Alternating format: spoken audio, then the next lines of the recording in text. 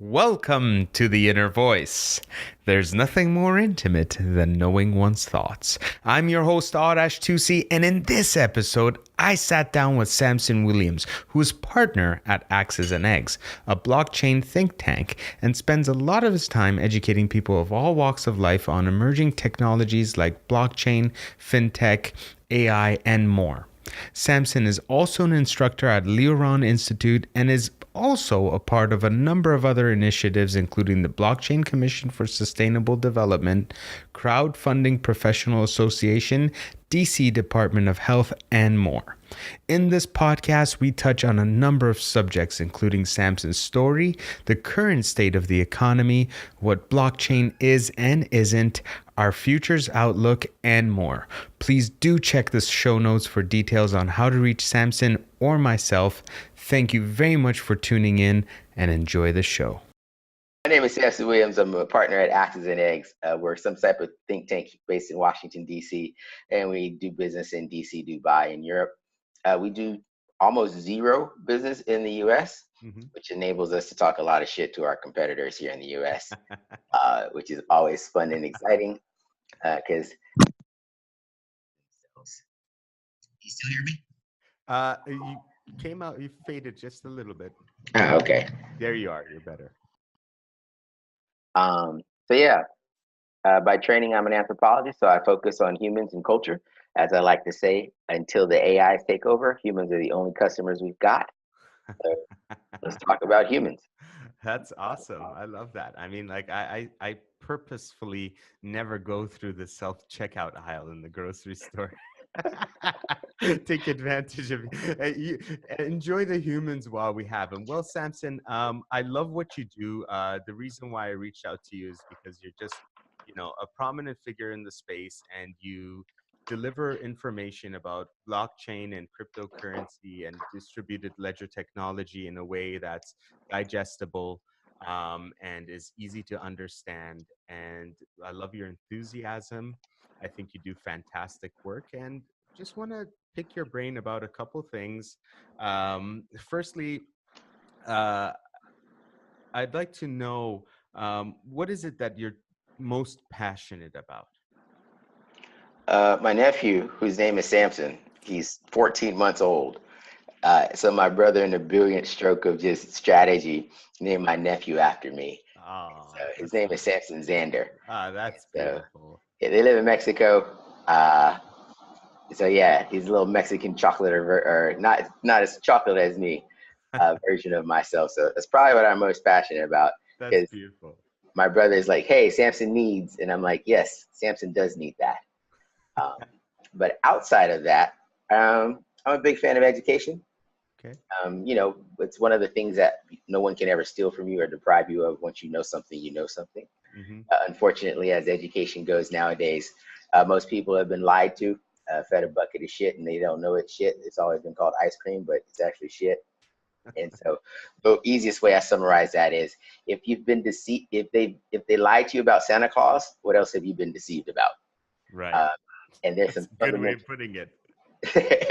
Yeah, there's some fundamental things that people have never questioned or challenged, and particularly blockchain and cryptocurrencies. They make you take a step back and be like, oh, money doesn't have value because that piece of paper has value. It has value because it represents something else. And I'm like, yeah. But when we start talking about credit, and most money is nowadays credit, it's like, yeah, the full faith and credit of the United States government, particularly under this administration, I actually probably have more faith in myself than our current POTUS. I agree. That's just me. Yeah, no, I completely agree. So, like, what is your current stance on the economic state that we're currently in, either global or local? Oh, yeah, we're fucked. Hold on for me one moment. I'm going to turn off the air conditioner. Hold on. Yeah, no, please feel free.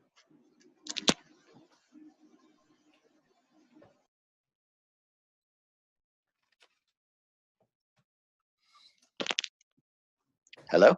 Yep. Okay. We're still fucked. Interruption aside, we're still fucked. For a variety of reasons. Most of it has to deal with the greatest generation setting up the baby boomers who set up subsequent generations to fail. And so we have a system that's not sustainable. You just can't have $1.2 trillion in student loan debts because that fucks over the best and the brightest of your future leadership. Mm-hmm. So I used to work at Fannie Mae for a minute, for about 8 years, doing evil mortgage stuff. I loved it. I'm so good at doing evil shit, let me tell you.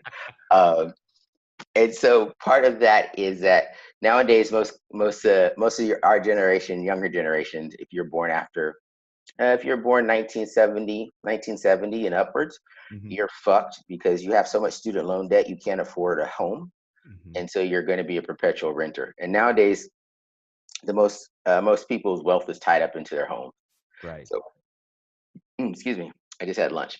Um, so people are fucked in the sense of that the American dream that they've been fed, it's an illusion. It's Mm-hmm. the carrot, and they just get the stick. Yeah. And so, from a societal perspective, the U.S. isn't as far ahead as we would think. Right. Um, Particularly when you travel, I spent some time in. Actually, last week I went to Mauritius. Oh, Uh, for get the on Google. blockchain conference, right? Yes, at a Yeah. blockchain conference in Yeah. Mauritius. Yeah. So you got to get on Google. Oh man, Google's got a new globe. Yeah. The new globe map on Google is just Yeah. dope as shit. Let me I tell you. haven't seen it yet. Is it just What? Oh man, just today? no, it came out Oh, like last week. It's so okay. cool. Okay. Uh, I'll check it out. when I'm not being an anthropologist, I love being a fake geographer. And so the globe is so cool. It's 3-dimensional. It's super dope. Oh, that's It, awesome. um, it's super interactive. I cannot say enough about that great product. I wish I I. will check it out for sure. Um, but on the map, it's you go to Africa, Mm-hmm. you go to the bottom of Africa, you see Madagascar. You Yeah. go about 1,000 miles into the Indian Ocean, and there's Mauritius. It's a little Wow. tiny volcanic caldera. Um, and so Mauritius is a stepping stone or a jump off point into sub-Saharan Africa for Right. business and finance. Because typically Beautiful. when you say Hong Kong or Singapore, you get that those are financial hubs to Southeast Asia. I But when you see. say Mauritius, people are like, where the fuck is that? Mm-hmm. And so went to Mauritius, spent a lot of time in Dubai. The US is not actually that far ahead technologically Mm-hmm. than not most of the world. So Right. right now, approximately only 47% of the world has internet access. Yep. And of that, America is like number 28 on the list for like Wi-Fi penetration, free Wi-Fi. Really? Um, so we're fucked on a variety of measures. We've been so America first for so long that we forgot we needed to compete with the rest of the world. And so America's got a lot of lessons to learn. Hopefully we can pivot. Mm-hmm. We're gonna, in my opinion, we're gonna have an economic recession. Part Yes. of it is the student loan bubble, the subprime car loan, because those students, they drive cars. Right. Um, Credit has been basically free since 2008, probably June of 2008. The interest rate has been functionally zero. So Mm-hmm. as the Federal Reserve ups its interest rate to 2%, that's 200% more than a whole generation of money managers, brokers, dealers have Right. ever had to pay. So they Wow. have that visceral human reaction of, oh my God, 200% more. How are we going to afford this? Of When course. historically it's not that high. Um, Right. then you have, of course, Brexit. And most recently, we've doubled down on stupid and started a trade war with our nearest neighbors of Canada, Mexico, and of course, China. And So it's not that China's our nearest neighbor, but on a global economy, everybody's on the other side of the fence. So yes, that's right. it's sort of bleak, but there's filled with opportunities. So Yeah. don't be too disheartened. What you know what, Samson, like I agree with your viewpoint. What do you think people can do to protect themselves, and what do you think is the most important move that the US government can make to to pivot? Well, act your wage. That's Mhm. it. You got to act your wage. It requires to live within your means. It sucks. Most people they don't have that self discipline and self control. Mhm. It's sort of like if you're dieting, right? Yep. I know I shouldn't eat gummy bears. I fucking love gummy bears, by the Me way, too, man. right? I love them. It's like, It oh man, doesn't gummy show. bears, right? And so my dinner of champions when I'm off doing entrepreneurship and working is popcorn in a tequila sunrise, right? I'm like, oh, I'm gonna have some popcorn and tequila sunrise, It's nice, man. right? It's lovely. It's unhealthy as fuck. It's I know awesome. that. Everyone else knows that. Fuel And for the so, fire. right? Yeah. And so when it comes to dieting and exercise, there's really no difference in our fiscal policies. right? We have to put ourselves on a diet, and then we have to exercise discipline and due diligence to stay on it. So in 2007 and 2008, we had about $8 trillion worth of debt at the national level. Today we have a little bit over $21 trillion. So in a decade, we've doubled down on stupid. We haven't paid down the debt, and there's no way to get out of that, because once you incur that debt, there is a way to get out of it. It just requires us to go to war with our biggest debtors, our biggest creditors. That's not going to be good. Well, shit happens. People think it doesn't happen, but Of historically, particularly on the continent of Europe, every 50 to 80 years, they go through a debt crisis where it's like, fuck it, it's cheaper to go to war than it is to pay off your debt. So we're gonna hit that point, particularly when you just take a step back, when you think, because you ask, what can the government do about it? We just have to bite the bullet and have austerity plans. There's no two ways about it. I get it. I'm from Texas. By the grace of God, I was born in Texas, which makes me awesome because that's the center of the known universe. But Americans, we have to stop thinking that we are the center of the known universe and the police of the universe. So every time we want to go bomb the shit out of somebody, that's super cool, right? We're really good at bombing people back into the Stone Age, but it just spends a lot of money. I call it pouring water on concrete, expecting flowers to grow. So our international diplomacy since 2001, we pour a lot of water on concrete. And what have we harvested? Nothing. A lot of dust. We have created more enemies, right? And we're never at a shortage of enemies internationally, which most people don't care. They don't give a fuck about, because only about 12% of Americans have passports, thank God, because the few of us that travel are enough. But it jeopardizes our place in the global ecosystem. It jeopardizes our place as a hegemon.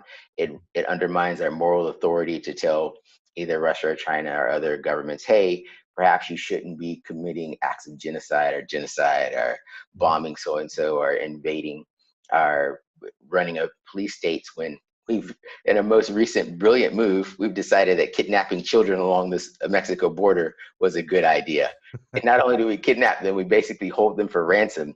Oh man, let me tell you some fucked up shit. Yeah, please. Now, if you're in custody, if you're already in baby jail, detention jail, and you're 17, and tomorrow is your birthday, August 29th, and you turn 18, congratulations, you've just been promoted to real jail. Adult. Oh my God. You go from adult. So what can America do?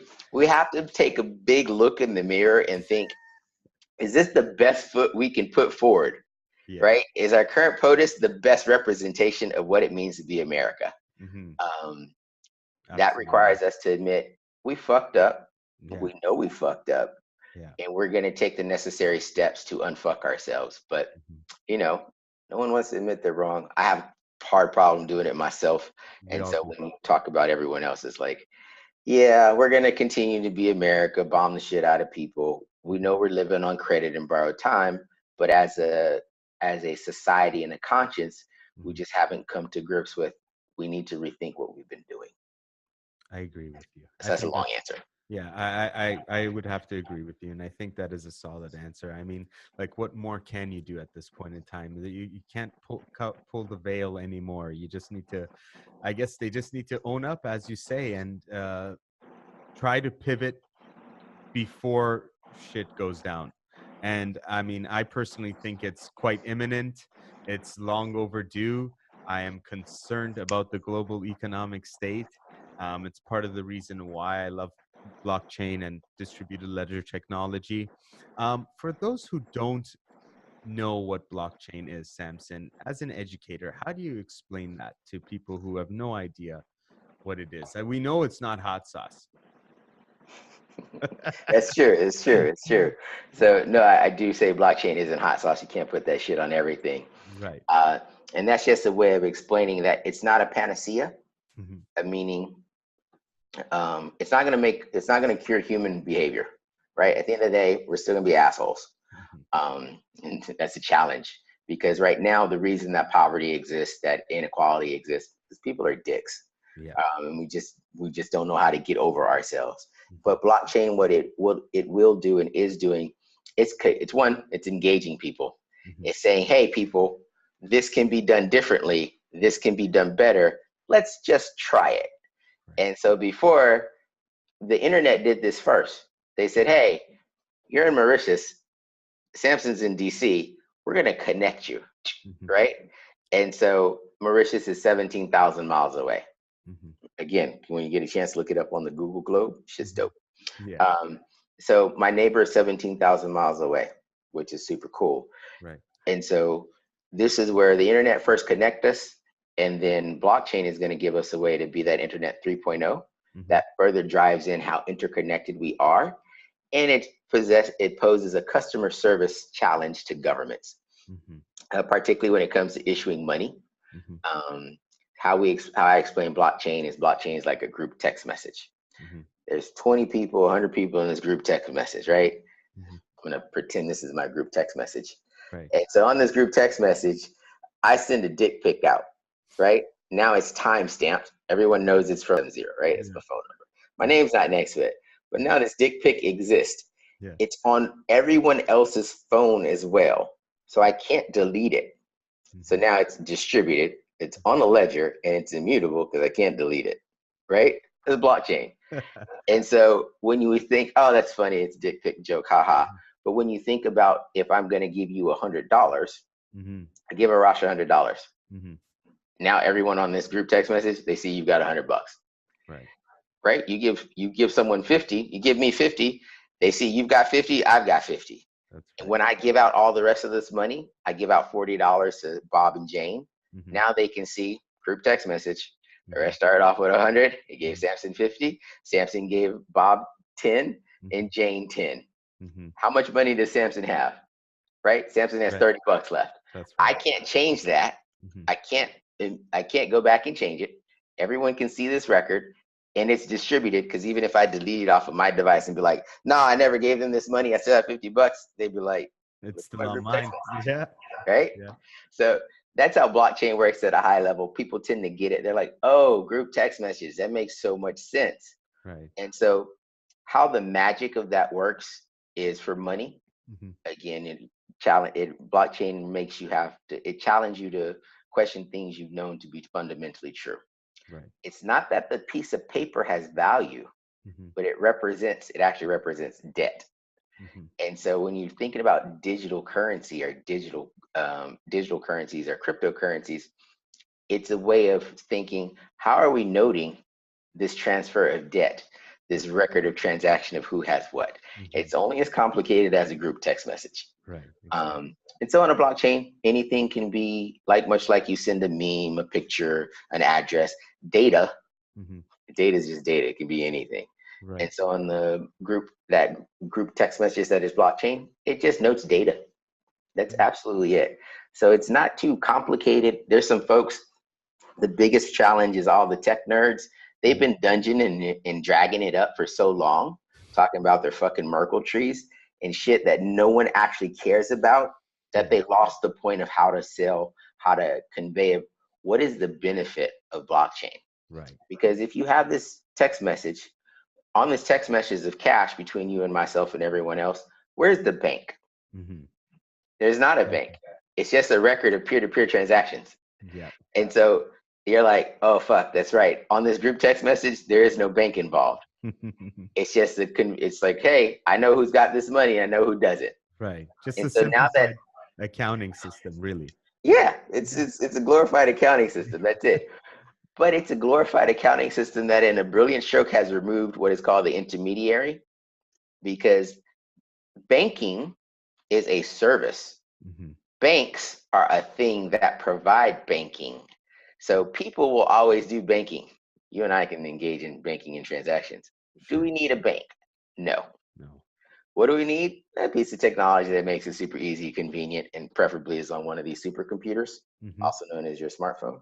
And so that's where the future of blockchain is really going to disrupt, as it removes intermediaries. It's not going to be an overnight thing, because no institutions no longer want to be made irrelevant. Just ask the taxi cab commissions when they're fighting Uber.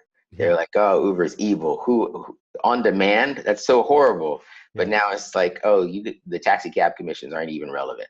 Right. So the banks are they're in the process of being Ubered, and they're fighting like mad Clawing. because for 300 years they've always had the right to print money, to say what was worth something, and to dictate your interest rates and how much you were eligible to be lent. Right. And so blockchain, again, it's just a group text message that Yeah. says this transaction happened here at this time, and it gets rid of that intermediary. Right now, it's a bit rough. It's sort of like, oh man, remember Miami Vice? I don't know if Yeah, you're old enough to I remember do. it, right? Miami Vice, right? It was dope as shit. They had those big old brick phones. They were like this big. You talked to them like this. And you could own, no, not like this. No, You no, got to no, hold it like like this. this. My Yeah, you got dad to hold had it like one. this, I right? remember. It's like a It's like green this, brick. right? And so when you're talking on the brick phone, you could only talk, Yeah. right? It's like, fuck, hello, right? And oh man, long distance, right? Yeah. Get your brick phone out, you make a long distance phone call. Yeah. And nowadays, it's like, oh, when you see, so this is an iPhone 6S. Mm-hmm. It's, I don't know, probably a year and a half old. It's 5 generations old. This is old technology. It still works. It's super great. The history of the world in the palm of your hand, and I'm mostly using it to send out tweets and Snapchats. Yeah. So when you look at the evolution of the cell phone over the last 30 years, it went from a giant brick Yeah. to a smartphone. And so when you look at blockchain, yeah, it's a clunky. It doesn't do everything that we'd like it to do. Right. But much like that first generation cell phone, I rarely talk to people on my phone. It's like, fuck, I have to talk to somebody? I don't want to do that shit. But I can do everything else on my cell Yeah. phone. Yeah. And so blockchain, the technology itself, it will continue to evolve. People are always like, oh, blockchain doesn't do this, and this other shit. And I'm like, it's like asking my nephew who's 14 months old why he can't fly. Yeah. It's unrealistic. It's not realistic. Yeah. And so as he gets older and he can do more things, my expectations of him, because he's also going to evolve and grow. And so blockchain as a technology will evolve and grow. It's not at a static state. So when people are saying it doesn't do this, and this other shit, the smartphone dropped in 2007. The internet existed from 1963-ish. It took a long years from 1963 to 2007 when the first smartphone dropped. All the apps on this motherfucker, they didn't even exist before 2007 because apps as a thing didn't exist because it needed this medium to make it happen. And of course, a decade later, 11 years later, we take it for granted that apps didn't exist. Wi-Fi is fucking magic. We're super dependent on it. It's like oxygen. It is. And it's only like 8 years old. It's But incredible. no one's like, oh, Wi-Fi is so amazing. They're like, I do this shit to myself all the time. I'm on a plane. I'm flying on Emirates, 16 hours, Dubai to Fort Lauderdale. Yeah. We're traveling 585 miles an hour, 0.85 of Mach. And I'm complaining because I have a slow Wi-Fi connection over the ocean. That whole string of things is just me being stupid because I don't appreciate how amazing this is. That's right. So when you think about blockchain, yeah, it don't work like we want it to. Let it grow up. Of course. I think that's a brilliant explanation, Samson. What do you have to say to people who say that something like Bitcoin, for example, doesn't have any intrinsic value? I just put a piece of gum in my mouth. No, take your time. And so a dollar has as much intrinsic value as this wrapper, right? Paper does not equal wealth or money. Debt doesn't equal money or wealth. Credit doesn't equal wealth. And so because the dollar isn't backed by anything, this requires us to challenge those things we always knew to be true. The dollar is not backed by anything.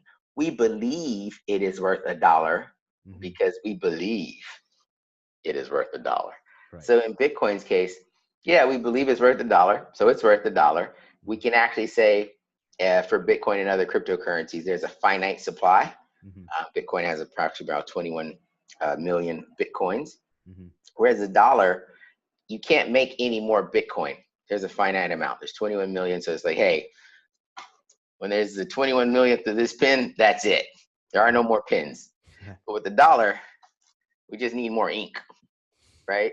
If you want to make more money, let's find more ink. Let's find more paper. And when we talk about the difference between cryptocurrencies and digital currencies, so cryptocurrencies, in my book, they have a finite amount and they have cryptography based back to it. And you can actually see where was this dollar, where was this Litecoin made? When was it born? And where has it been since its birth? Can't do that with the dollar. No. So when you want to create more dollars, more USD or fiat, you just need more ink. And when we talk about digital currency, it gets even easier. You don't even need to bother with the ink or the paper. You just need to add a couple more zeros or just move the decimal over. Right. And it's like, hey, I just created $1 billion worth of more new money just by moving the decimal over. That's right.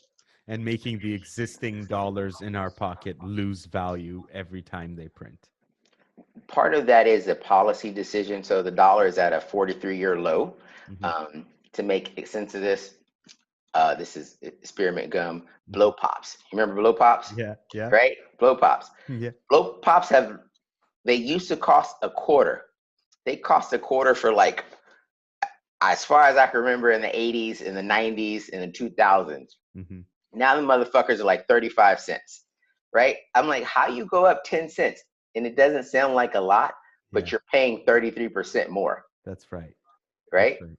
And so you're paying 33% more for the same item. So your purchase power is actually declining.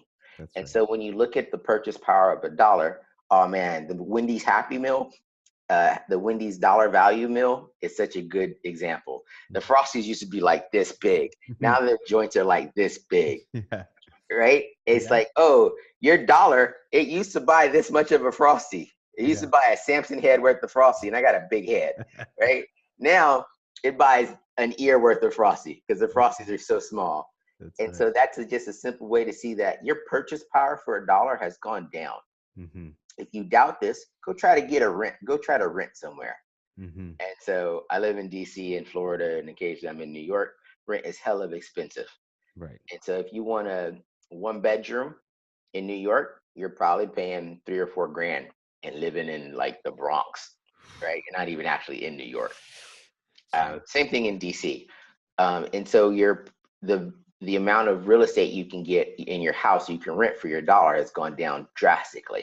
That's right. So your dollar is actually losing value every day. That's a policy decision to make it exporting goods more lucrative or profitable. Right. But as we mess around with the monetary policies, we also incur all the ill effects. So we're going to see how those chickens come home to roost.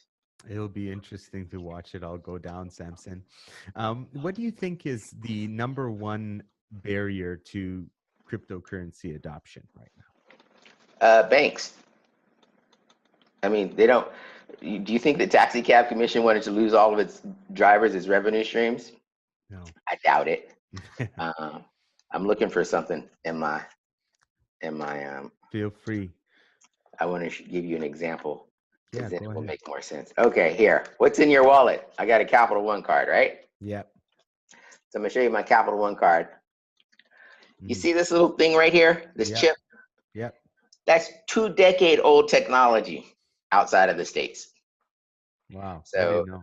If you're in China or Europe, they've moved on to touch pay, where I pay for shit with my watch and my phone.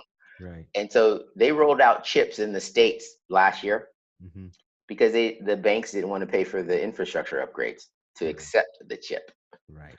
And so when you think about cryptocurrencies and blockchain in general, for cryptocurrencies, they're saying, we're going to get rid of the bank.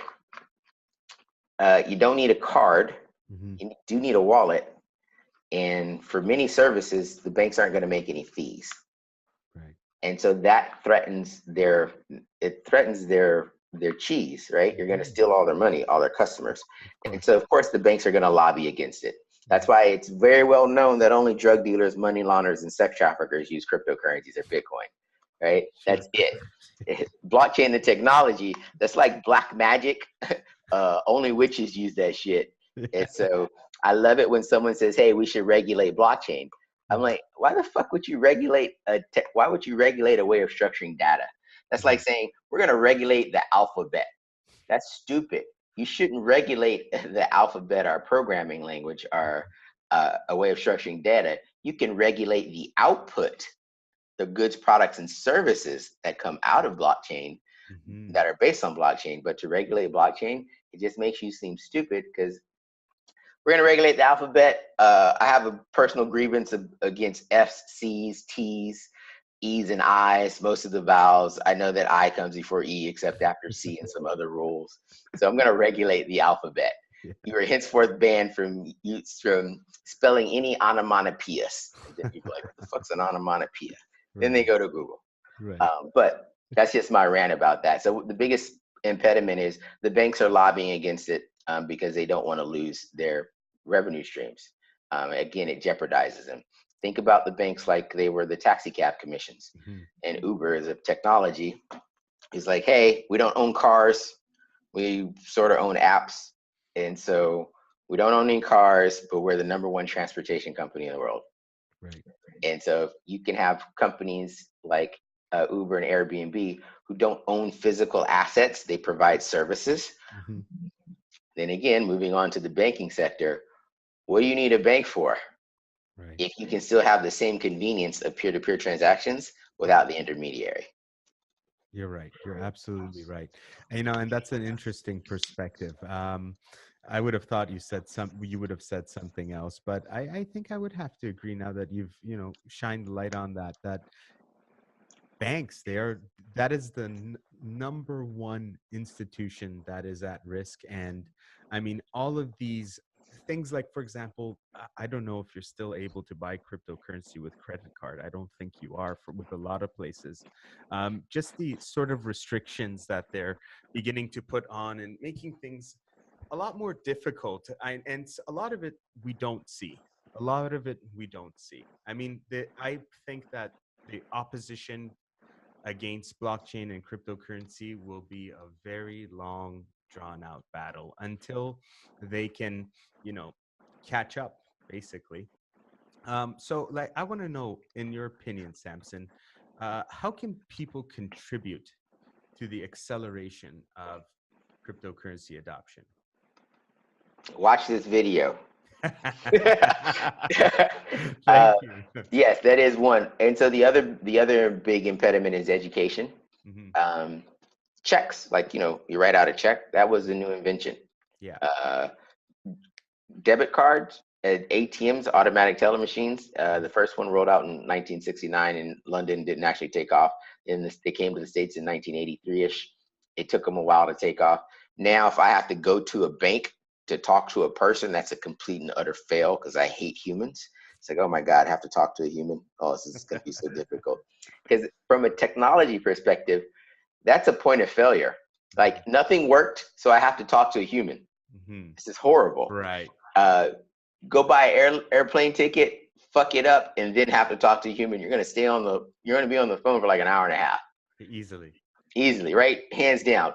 And so, like, oh my God, I've got to talk to a human being. This is horrible. But we've reached a point where technology gives us so much convenience that we take it for granted. And so the next step for blockchain adoption and cryptocurrency adoption is people use it like Wi-Fi. There's invisible waves in the air that talk to this black rock that make everything happen, that enable me to talk to my grandmother, right? And so we take it for granted it just works.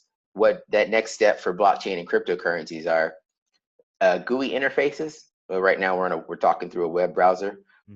Back in the day, you entered DOS commands to start your computer. Then Windows showed up and like, oh my God, Windows is amazing. It's revolutionary. And then Mozilla and Firefox, and now we have Chrome. And those GUI interfaces made it easier to use the internets, right? And so we haven't had that GUI interface moment in blockchain where it's, hey, how do you validate a transaction? Oh, you just open up this browser. They're coming. And so that will push adoption, because education adoption, because it's going to be cheaper, easier, more efficient to use these blockchain-based products than to use products that come from someone else. So banks lobby against it. People aren't as educated because there aren't the products that people can use. I use cryptocurrencies to get paid internationally because Swift sucks. Swift is I don't forget what Swift stands for, but it's how you send money through internationally. So I've been missing some thousands of dollars from a German company for the last 2 months. Whereas the folks that do business in India, I just have them pay me in Ethereum and it takes 6 minutes. Instantly. And so banks lobbying against it and education from useful tools or useful products. Those are the three big impediments. But again, blockchain is like my nephew. It's still a baby. Yeah. It's growing up. That's Give right. it some time. Everybody's just so impatient. I'm 30,000 feet yelling at my slow Wi-Fi connection on my Emirates flight, 16 hours, Dubai to Fort Lauderdale. I'm like, why doesn't this work? Oh man, that's brilliant, Samson. In the interest of time, I do want to wrap it up as I know you may have to go, but can you just tell us a bit about what you do with Axes and Eggs, where more people can learn more about Samson Williams, and anything else that may come to mind that's important to you? Sure. At Axes and Eggs, we're a blockchain think tank. We're a think tank. Our motto is we answer the questions Google can't. So if you can Google something, you should do that. Don't bother us with it. If you Google it and you can't answer that question, then you can come ask us. Because otherwise you won't care because we're going to charge you a fortune and you're like, but I can Google that. You should go do that. It saves everybody's time. Cool. And so you can visit us online at www.axesanteggs.com. My name is Samson Williams. I'm originally from Waller, Texas, the center of the known universe. It's got a population of maybe 2,000 people even today. Wow. I tell people many sky miles ago, I grew up on a farm. Awesome. You can find out more information on me at samsonwilliams.com, SAMSON Williams. You should be able to just type my name into Google and it will pop up and you'll learn a little bit about what I do. So if you are a startup or an entrepreneur and you have questions about blockchain or cryptocurrencies, how it works, check out our webpage, check out my LinkedIn page, Samson Williams Axes and Eggs on LinkedIn, and it gives you some free resources. Because if you come and ask us, oh, how much this costs, or what can I do for this, or where do I start to learn, we will give you some snide ass remark back in some hyperlinks. It's not that we want to be dicks, it's just that I want to be a dick and I appreciate your time, so I want you to value mine. Because we understand that this is new and interesting to many people, so we put the resources on our online so that they're available to you 24/7, 365. If you're an enterprise solution, we're Team David. We only fight with IBM, Consensus, and some of the other big guys because they've historically always had a lock on the big businesses, and so hey, we like worthy competition. Not Team Goliath. No, not Team Goliath, Team David, because we're always hungry and the only thing we eat is Goliath, right? Goliath is always on the menu. So if you're a giant company, that's great. We're lean, we're nimble, and we're here to steal your customers because we believe in customer service. Blockchain at the end of the day is a customer service battle because people want things 24/7, 365. They want it better, faster, cheaper, and they want it on this device. And so for enterprise clients, hey, we're here to help you. For the government folks that we talk to, it's so funny. Some of them will have us come to their offices. Some of them will meet incognito at different places. It's so hilarious. So whether you're from DC or Dubai or Europe, shameless plug, October 18th, I'm at Parliament in Austria, in Vienna, Austria, for Crowd Dialogue. I'm giving a keynote on something I have to remember. It has to do with cryptocurrency regulations. Because last year when we were in Greece, I gave the keynote for cryptocurrency regulations. So we're here to help. And if you just want to bullshit, take a little bit of time. If we're not busy working, we're happy to bullshit and take a little bit of time. And actually, I play a lot of online chess. You can find me on Chess with Friends, Samson MW. I can dominate. Wait, hold on one second. I've been looking for a good chess player for a while. Samson, say that again? Yeah. So this is chess.com app. Okay, I'm going to get that. And what's your nickname there? Samson MW. MW. Yeah. I Awesome. will talk so much shit to you while we were playing chess because I think of chess like a contact sport, right? It's like I'm playing basketball or football. I love it. I'm talking trash about you, your ancestors, your mama, your goldfish, everybody. It's throwing me right off, eh? I'll make sure I don't open the messages till I make the move. That's right. Uh, By the time you get your head in the game, the time's up. Particularly if you're playing 5 days. we're I'm like, playing oh man, timed. We're playing timed, are we? playing time. 'Cause, I tell people, particularly when we talk about blockchain, and I'll get off the phone. Yep. When we're talking about blockchain, don't let the techies lead you down the rabbit holes. New technology will always emerge. You need to take a step up, look at it from a strategic perspective, and say, what is it disrupting? Why is this important? How is it going to impact my vertical? What can I do to position myself to be relevant? Right. Because yes, it's very nice if you want to be a coder. I have an article out there. It's called Blockchain, the Santa Claus Perspective. Santa Claus is the ultimate global executive. He only does two things. He executes and delivers. He's got elves who build shit. So if you want to be a blockchain dev, you want to be an elf, go off and be an elf. Go build some shit and lock you in a room. Come out in 364 days. Yeah. As Santa Claus, or if you're Santa Claus, you're a global CEO. Right. Execution and delivery. That's it. And so there are many avenues that you can take in the blockchain space.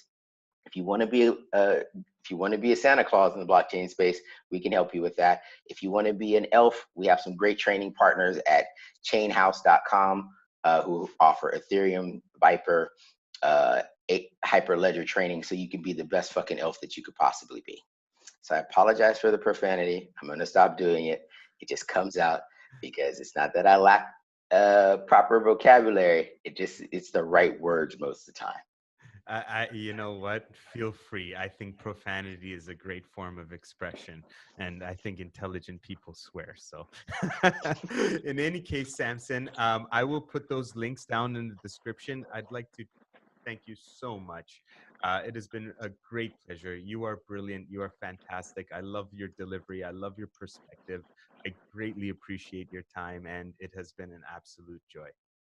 All right, excellent. Last point, I'm going to start teaching a law school class in January on tokenomics. Okay. And so I'll be able to tell you the name of the law school next month. So just follow up with me. I will. Because it will be partially an online class, so people around the world can take it. Beautiful. I'll take that info and put that in the description as well. Thank you so much for your time, Samson. I hope you have a fantastic day, and I'll talk to you soon, okay? Likewise. Peace. Cheers. Bye-bye.